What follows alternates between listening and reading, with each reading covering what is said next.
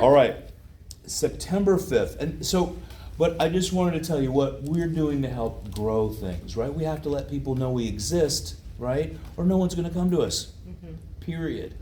Putting an ad, I was just saying, putting an ad in the paper like we have, that's good. But that's branding, right? So I don't expect everybody here to be a business person. I have literally been in business for myself since I was 19 years old, okay? I've worked for other people, masters of different things that I've had a chance to learn from, which I feel so blessed, right?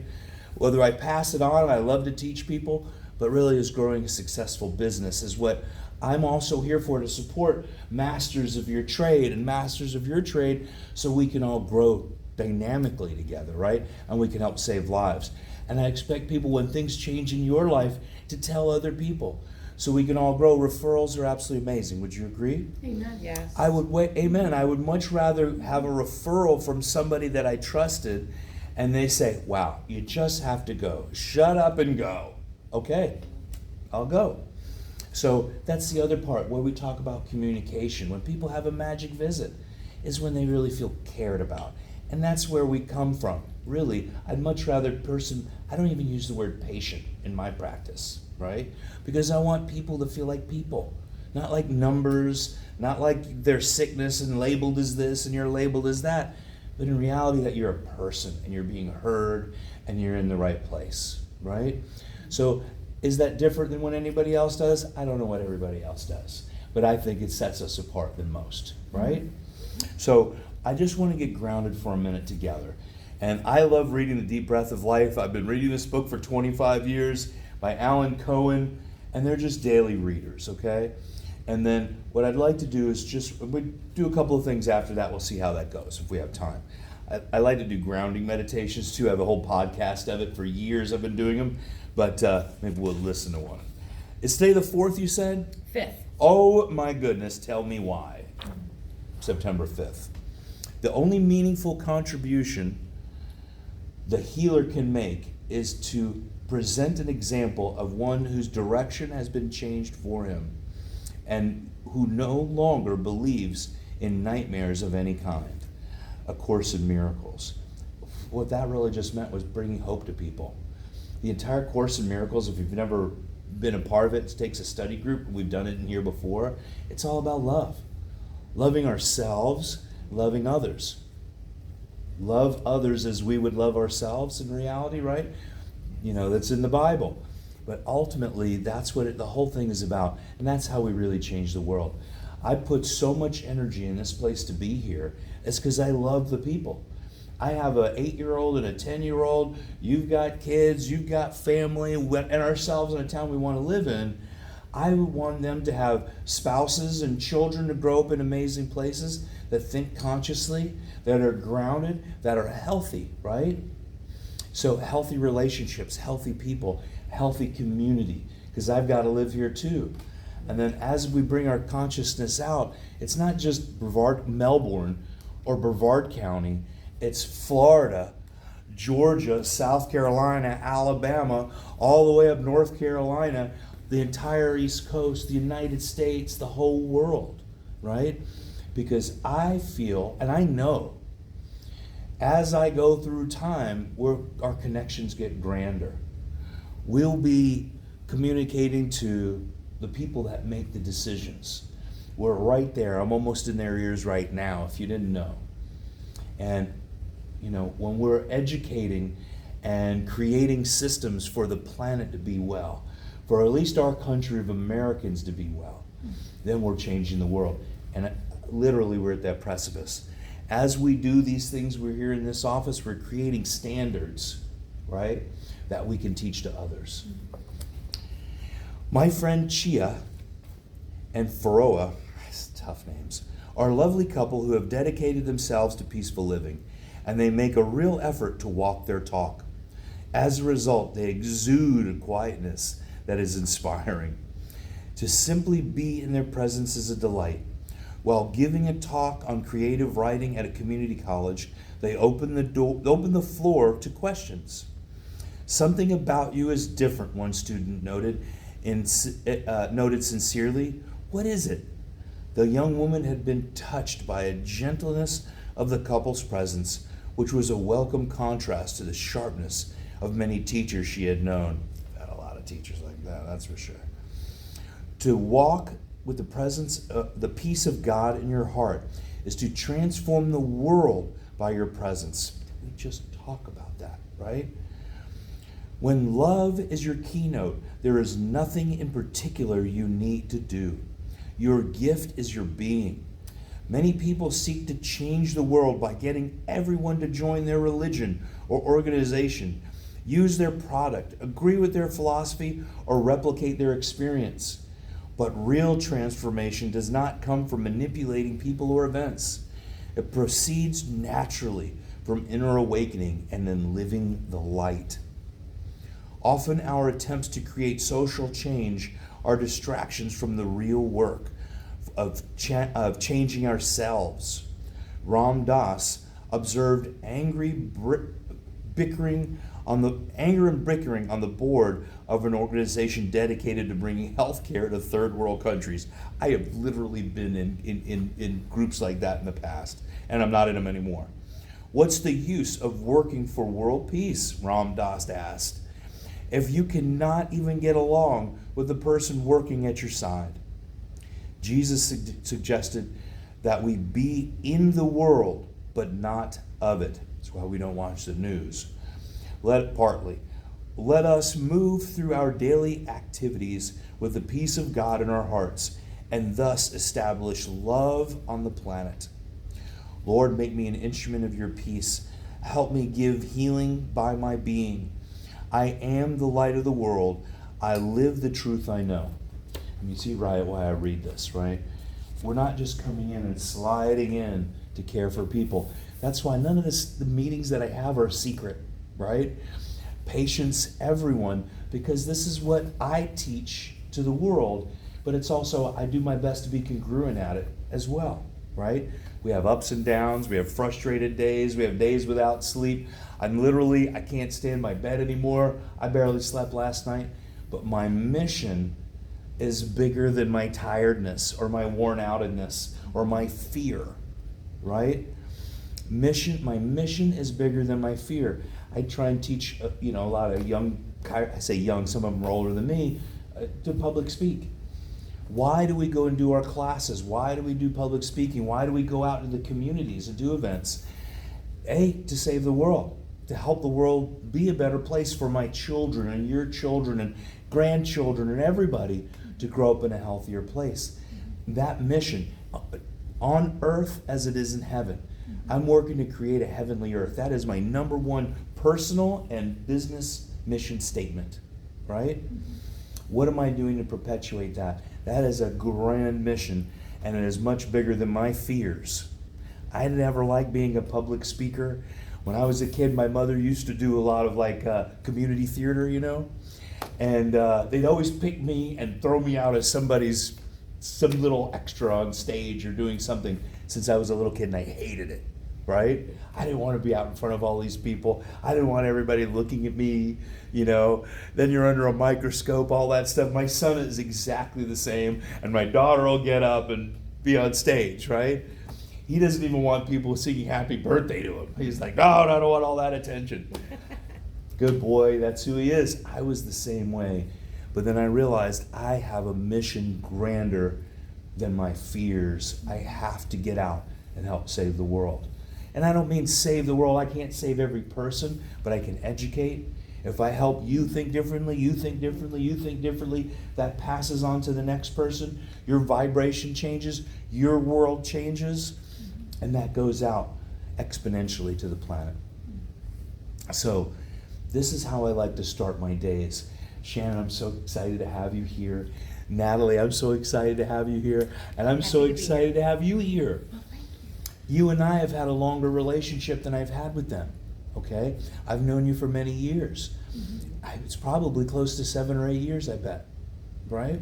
Could be, maybe 6, 7, maybe 10. So, we're building our relationship together. We're here, relatively new together. We've spent time, we're doing a lot of great things, realizing where we are and how we work together. the most important thing we have is our team, right? And I consider all the people I care for, I don't use the word patients, but that's who you think about. They're also part of our team, right? They give us referrals, they give us accolades online, they talk about us, right? So we're creating people that talk well about us, give us referrals. But as this team gets stronger, I use a quote from Mother Teresa. She said, "God would never give me anything that I can't handle. I just wish he didn't trust me so much." I'm like, wow, sometimes I get that so much. I couldn't imagine being in her shoes, right?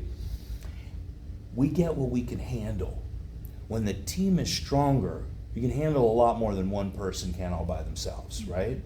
And then when this team is super strong, it just happens like, oh my God, we saw that many people. It was a breeze. Time didn't matter. That's the theory of relativity from Albert Einstein. When our consciousness is, if we're sitting thinking every minute, it takes forever. I remember sitting at school, and I swear the clock went backwards a few times, right? When you're a little kid watching the clock. And but when you're in the groove, you're hanging out with people you really care about, and you're really doing something that nurtures your soul, time just goes, oh my God, we've been chatting for 6 hours. You ever had a friend like that? Or your spouse or whatever it is, like, oh my gosh. Roberta and I the other day, like, oh my God, it's time to get to football. We're chatting, the whole 9 yards.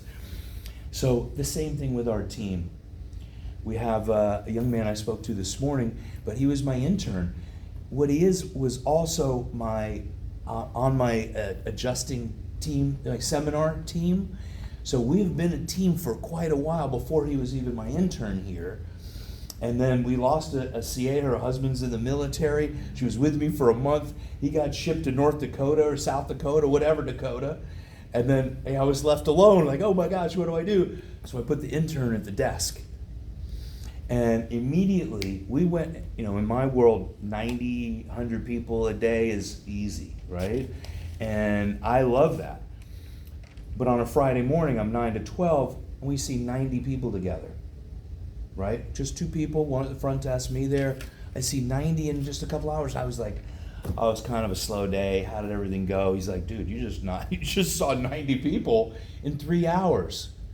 And I thought, whoa, that was amazing, because our team was so solid, right? I'm talking about, major healings actually happened that day. People's blood pressure got better. Babies flipped when they were going to do a C-section, and whoop, the baby just literally seeing in their tummies, like, oh my gosh, baby's in the right position now. Whoop, delivery time, right? Saving them from a C-section, migraines going away, massive seizures. There was one little boy having 8 seizures a day. 8 major seizures a day that will wipe him out for 2 hours.